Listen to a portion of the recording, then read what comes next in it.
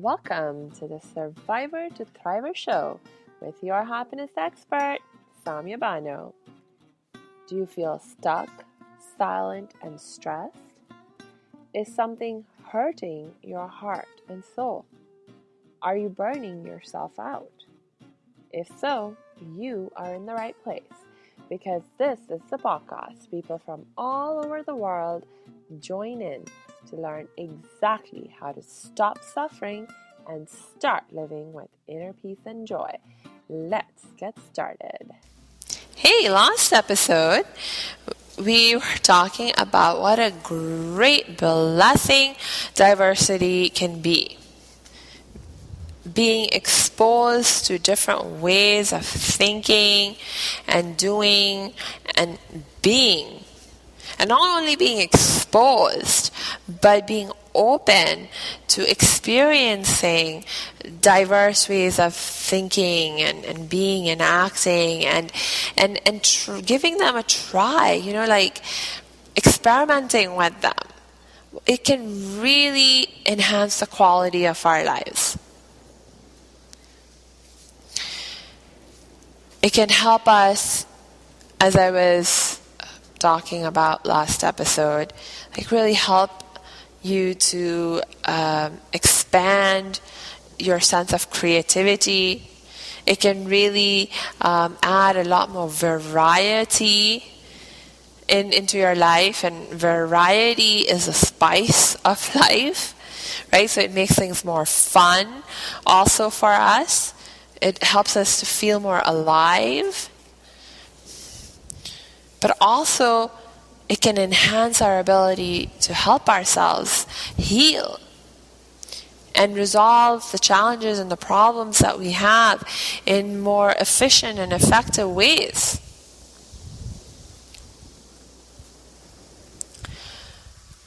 But at the same time, being part of diverse communities can also come with a lot of challenges. And sometimes the challenges of being part of diverse cultures, communities, can feel very scary to us.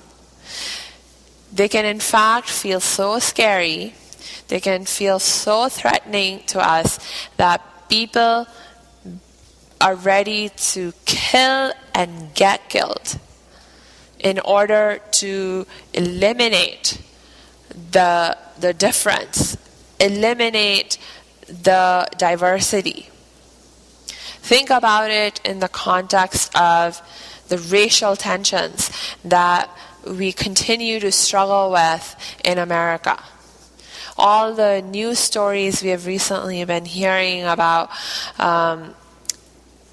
racially motivated shootings, the police brutality, the systematic discrimination that communities of color, particularly the Black community, but also, just a few days ago I was listening to a news report on NPR, and they were talking about how they've been documented systematic racism and prejudice and discrimination against the Latino community in terms of interactions with the police in different parts of America. And think about, my gosh, how threatened people feel by the diversity that exists within our communities at the level of our sexual orientation. The hate crimes that are perpetuated because of homophobia. Think about how threatened we can feel by the diversity of different religious and faith ideologies, right? As a Muslim living in America, I'm constantly, having to think about and deal with issues of Islamophobia. We have wars that are being fought between nations, between peoples for centuries. Because, they're like, we cannot get along because of one difference or another, and then they decide to break up. And they're still not able to break in a clean, peaceful way. And even after, many a times, even after we break up, we're still not able to get along. I mean, being an Indian Pakistani, like my dad, if you have been listening to this podcast for a while, you know that, my background is that my dad's from India, my mom's from Pakistan. I've actually lived in both countries, right? And if you know anything about that part of the world, you know that India and Pakistan are two countries that don't get along. They don't get along. I mean, my gosh, every few years we'll actually get into another war with each other. And now India and Pakistan are both nuclear powers. So it's like, crazy situation. And it's like, my God, it's like we're just so threatened sometimes by difference and diversity that we're literally willing to kill and be killed in order to eliminate it from our lives. Think about World War II and, Hitler's agenda. It was like, my God. For him, there was one kind of people who were worthy of surviving. And he was like, you don't meet that criteria, you're not my kind of person, I'm going to kill you. Literally, killing people off. Because he can't be appreciative of diversity. Found it too threatening. So we know that it can be hugely challenging to deal with issues of diversity. So let's get back today to tooling ourselves with more ways of thinking and being, and learning more ways of thinking and being that can really help us to stay focused on the benefits and the opportunities and the blessings of being part of diverse communities, so we can truly appreciate being part of the diverse communities and learn to deal with the challenges that come along with it, or that can come along with it, in the best possible ways. So, of course, a few episodes ago, right, we were talking about, we have to stay grounded in the knowing that all is one, that we are all connected, at the very least connected in our humanity. And we were talking about, we share the same basic human needs. We all have a need to love and be loved.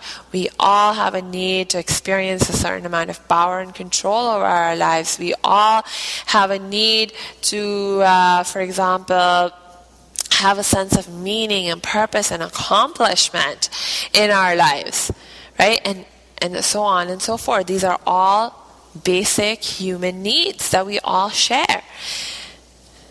And each one of us is doing the very best that we can to meet the needs that we have. Even the people who do horrible things, the people who are feeling threatened by diversity and feeling so threatened that they're willing to kill and be killed to eliminate diversity from their lives, from their communities. Even those people are doing the best they can with what they know to meet their needs. Okay? So it's like, all right. So basically, If the problem is that, look, part of the problem is that we like what we know, right? The solutions that we like, look, you cannot implement a solution that you don't even have an awareness of, right? So that's why, again, that's how actually opening yourself up to diverse ways of thinking and being can actually help you come up with even better solutions. But it's so scary. Okay, so it's so scary to open yourself up to different things. So what can we do to make it more manageable, to help us manage the fears that we have around being more open to diverse ways of thinking and being?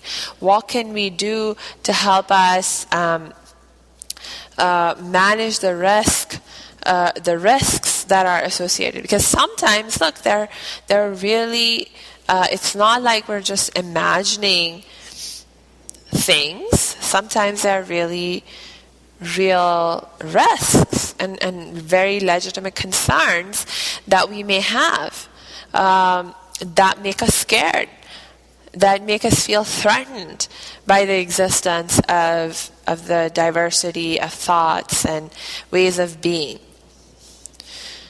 Right? So it's like, okay, so what can we do to help us better manage the sense of risk, not only the sense of risk, but to actually manage the risk itself?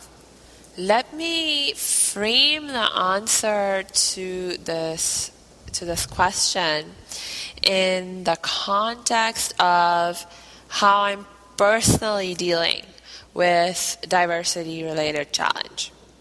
So I would say for me right now, dealing with people who have Islamophobic attitudes is probably the biggest diversity-related challenge, because being a Muslim is an identity that I have chosen for myself.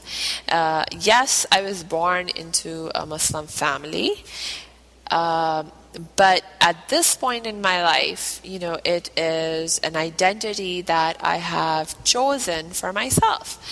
And it is a very, very critical aspect of my self, my sense of self, my sense of identity. When I think of who am I, how do I define myself, the word Muslim is like pretty much at the top of the list. Okay, so it's a very, very important aspect of my identity. Now, living here in America, these days, it's challenging to be a Muslim, because there are a lot of people in this country who don't know enough about Islam, and their lack of knowledge, it's not even like that they don't know enough about Islam. It's like they actually have a lot of misinformation about Islam. They have a lot of misunderstanding about who Muslims are, what we believe, what we do, all those kinds of things. And so it causes a lot of fear for them, right? And I have personally had incidents happen, like one of the very first times that I felt, my gosh, like somebody is actually hating me. One of the very first experiences I had like that was right after 9/11. I was in Santa Monica College, a student at Santa Monica College at that time. And, this was maybe a few days, like 2 weeks into my start. It was my very first year in an American college, right? And it was like 2 weeks into my first semester in college, 9/11 happens. And it was like, wow, just changed my world, changed my life. The way that the American people responded to the trauma of 9/11. Right? I had, so this very first time, that I was telling you that I felt the sense of hate being directed towards me personally. I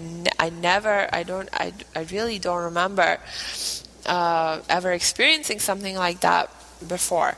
But there was this guy, I was just in our bookstore, college bookstore, and there was this guy, and he kept coming in front of me and blocking my way, and I couldn't understand why he was doing that. And actually, eventually I noticed that the reason he kept coming and blocking my way was because he wanted to show me the finger. So he kept blocking my way, walking in front of me with his finger up at me. Right? I was like, my gosh, what's going on? Not too much longer after that, I had an incident where I was on the bus. I got on the bus to go to college, on my way to college, and there was this person, and he started screaming and shouting about how they refused to be on the same bus as a terrorist. And luckily for me, the bus driver of that bus really stood up for me. And he asked this other person to leave the bus. He stood up for my right to be on that bus. And he asked that other person to leave if he was not willing to travel with me on the bus. So luckily I was in both these incidents, I was able to remain safe. I wasn't in, my physical safety wasn't threatened.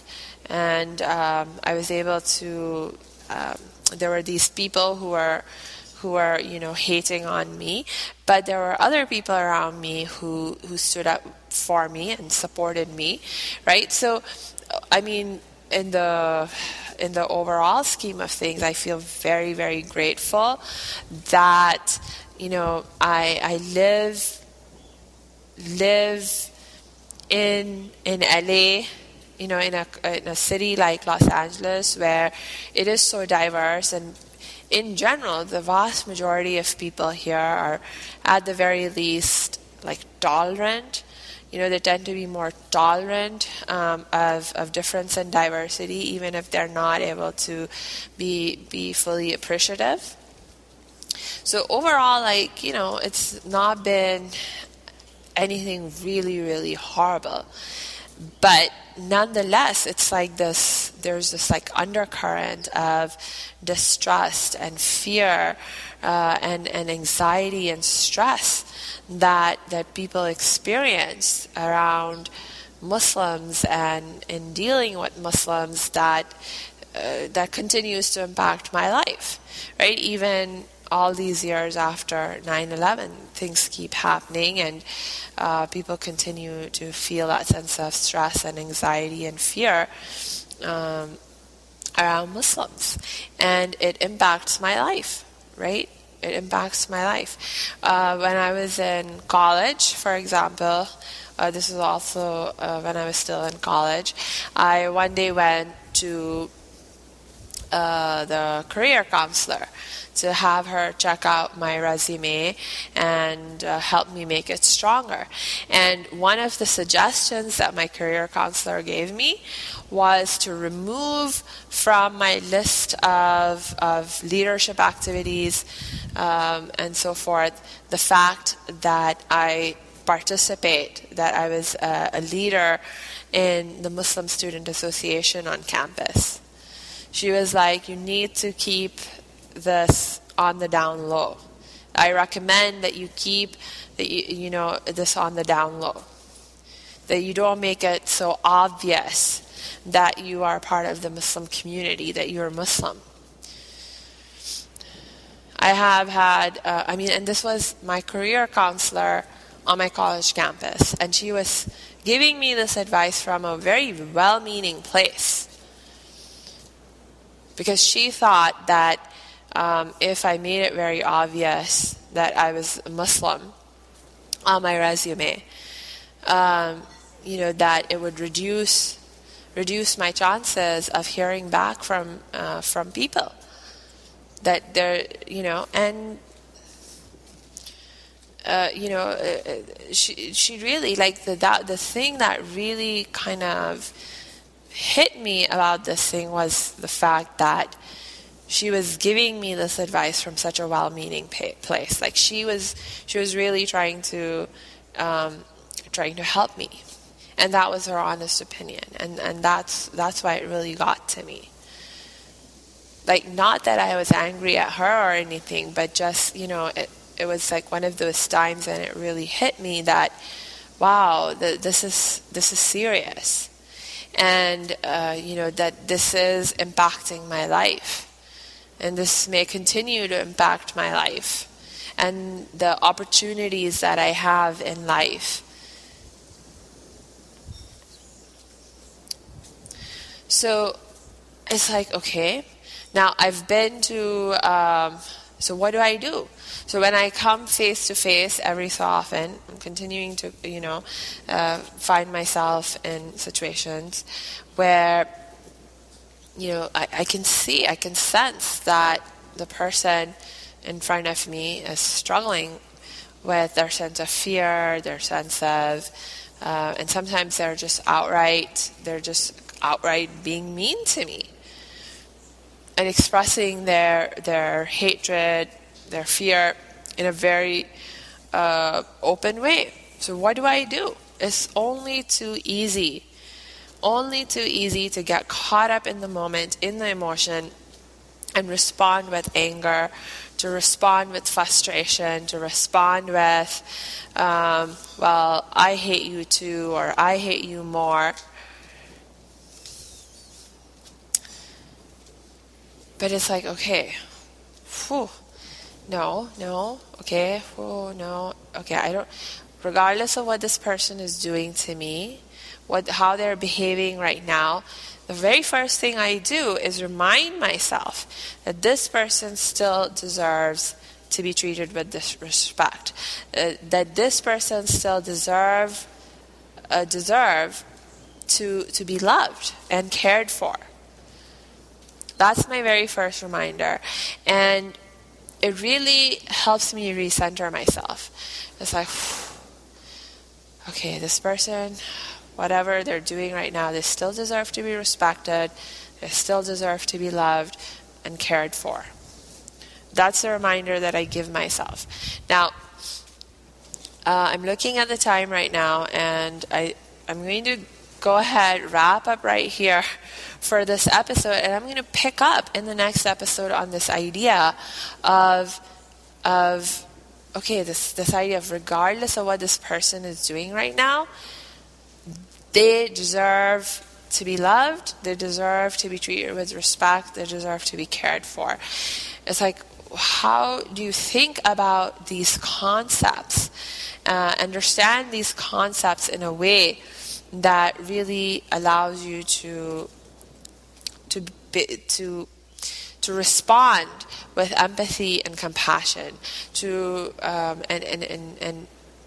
and stay grounded in a sense of appreciation of the existence of diversity. So rather than trying to eliminate diversity, how can you allow yourself to remain appreciative of the fact that we are part of diverse culture, right? And it's a culture, we want a diverse culture where each and every one of us feels free to speak our emotions, to express what we need, to express what we want, and to do the best that we can to achieve our needs, achieve our goals, right? So let's pick up on that next episode. And in the meanwhile, Remember that if this is something you find yourself struggling with, you do not have to struggle with it on your own. Reach out for help and support, and I'm one person that you can reach out to.